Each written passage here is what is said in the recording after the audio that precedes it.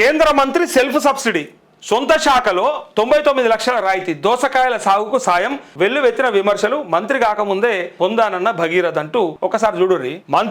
మంత్రి సబ్సిడీ తీసుకున్నాడు. మంత్రులకు కూడా సబ్సిడీ అవసరమైంది. గతి లేకుంటున్నారు, చాలా ఇబ్బంది పడుతున్నారు.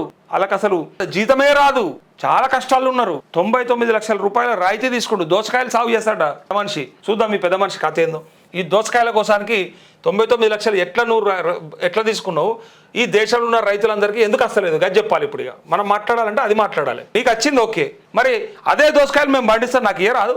99 లక్షలు, కోటి రూపాయలు ఇస్తే ఆ దోసకాయలు మేము కూడా పండిస్తాం కదా, మాకు కూడా కావాలి. ఇగో కేంద్ర వ్యవసాయ రైతు సంక్షేమ శాఖ సహాయ మంత్రి భగీరథ్, ఈయన సహాయ మంత్రి, వ్యవసాయ శాఖకి సహాయ మంత్రి చౌదరి రాజస్థాన్లో తన దోసకాయల సాగు కోసం 99 లక్షలకు పైగా మొత్తాన్ని సబ్సిడీగా పొందారు. ఈ రాయితీని ఆయన తాను ఉపాధ్యక్షునిగా పనిచేస్తున్న బోర్డు నుంచే పొందడం విశేషం. ఇంకా ఇండియన్ ఎక్స్ప్రెస్ ప్రచురించిన కథనంలోని వివరాల ప్రకారం కూచామన్ జిల్లా పీహ్ గ్రామంలో నేషనల్ హార్టికల్చర్ బోర్డు వ్యవసాయ రైతు సంక్షేమ శాఖ భారత ప్రభుత్వం వారి సహాయంతో అనే బోర్డు కలిగిన ఒక విస్తారమైన వ్యవసాయ క్షేత్రం ఉంది. దానిపై లబ్ధిదారు పేరున్న దగ్గర మినిస్టర్ భగీరథ్ చౌదరి అని ఉన్నదట. లబ్ధిదారుని దగ్గర ఇగో ఆ పేరు కాడ ఆయన పేరుందట.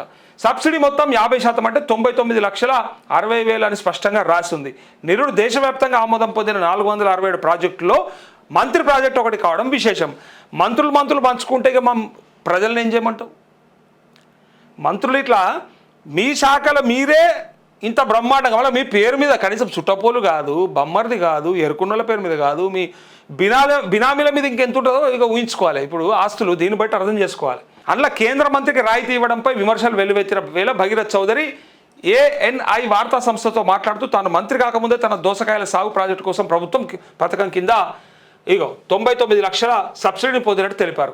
ఈ విషయం ఇంత గతి లేకుంటున్నారా? ఇంత పేదోడా మంత్రి? పొందినట్టు తెలిపారు. ఈ విషయంలో తానేమీ దాచలేదని తనపై వస్తున్న ఆరోపణలు తిప్పికొట్టారు. కాగా ఈ ఉదంతంపై కాంగ్రెస్ నేత పవన్ ఖేరా ఎక్స్ వేదికగా ఆగ్రహం వ్యక్తం చేస్తూ ధర్మం ఇంటి నుంచే మొదలవుతుందంటారు కానీ బీజేపీకి మాత్రం సబ్సిడీ ఇంటి నుంచే మొదలవుతుందని వ్యాఖ్యానించారు. కాగా మంత్రి చేపట్టిన ప్రాజెక్టు వ్యయం 1.99 కోట్లు. ఇందులో లబ్ధిదారుల వాటా 49.8 లక్షలు అయితే మంత్రి ఈ ప్రాజెక్టు కోసం HDFC బ్యాంక్ నుంచి 1.49 కోట్ల రుణం తీసుకున్నారని ఇండియన్ ఎక్స్ప్రెస్ పేర్కొన్నది. ఈ ఉదంతంపై మంత్రి కార్యాలయ సహాయకుడు స్పందిస్తూ ఈ ప్రాజెక్టు వివరాలను త్వరలోనే ప్రభుత్వానికి సమర్పిస్తామన్నారంటూ చాలా ఇబ్బందులు ఉంటారు ఆ మంత్రులు. వాళ్ళు సంపాదన ఎట్లా చేసుకోమంటారు? దోసకాయల సాగు కోసానికి తీసుకున్న ₹1 గింత అంటే వాళ్ళకి వచ్చే జీతమా, మరి వాళ్ళకి ఇచ్చే బెనిఫిట్సా, లేదా నిజంగా ఎన్నికలలో ఎట్లా ఖర్చు పెడతారు?